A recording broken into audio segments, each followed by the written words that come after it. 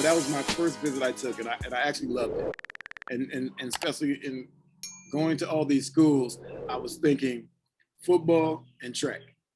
I was thinking I had to be able to do both. I didn't want to do spring ball, so that was key. And Texas had a very good track team. I actually committed to Miami Really? after my Really? visit The there. U? Yeah, I committed 2 hours into the trip. I'm in. Pick me. I'm 17 years old. I can come down here and have a blast. Oh, yeah. And their track team wasn't very good, and so I was basically going to be like giving it up, really, just to go play football and have lots of fun. But my parents weren't having it. I'm 17 years old. I'd been to Catholic school my entire life. Texas was the first public school I ever went to. They wanted me to go to Notre Dame. Oh, really? And I was like, so Miami didn't find out until signing day that I wasn't coming there, because I was still Wow. trying to convince my parents that this is the place for me. And so I actually didn't sign until 8 days later. And so I reopened up recruiting, and all these schools came back, and I told my parents, I won't go to Miami, but I'm not going to Notre Dame. It's not going to happen. And so Coach Akers came back up to see me. We talked, and I said, okay, I'll go to Texas. Let's do it, and loved it, and loved it. Well, it's Even funny.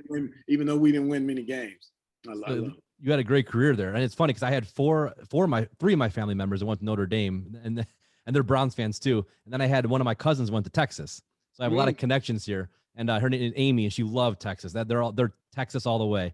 And I love it. I'll tell you what, the Longhorn and then basketball. I mean, you guys had a lot of. I mean, over the years, Durant and LaMarcus Aldridge. I mean, there's been a lot of talent to come out of Texas. No one talks about the basketball. I mean, right. You got some great players come out of there. I think in the last 4 or 5 years, they've had like 4 one and dones. Yeah. It's been Jared Allen, Mo Bamba. I forgot about Mo Bamba. Miles Turner. Wow, Miles went there too. You're right. Jackson Hayes.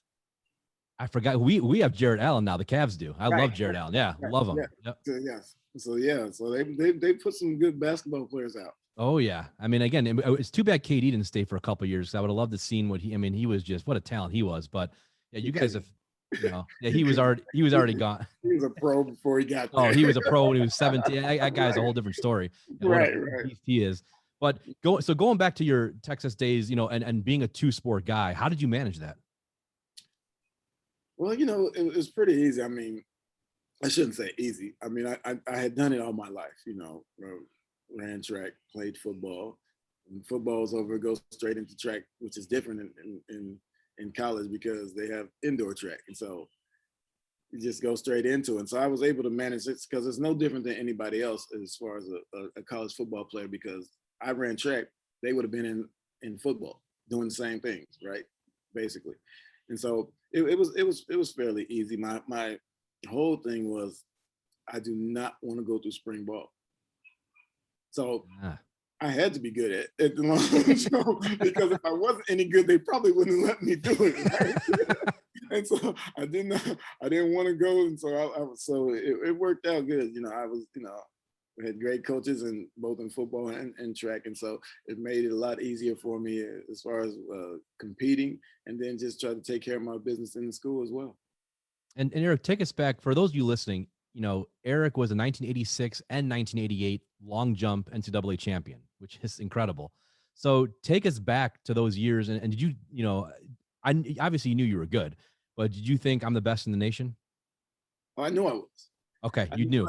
And so 1986, my freshman year, I won the national championship. And I had told my coach that I'm going to win it. I'm going to, I'm a football player, so my mentality is different. Oh yeah. Even if I wasn't good, I think I am. Right. Right.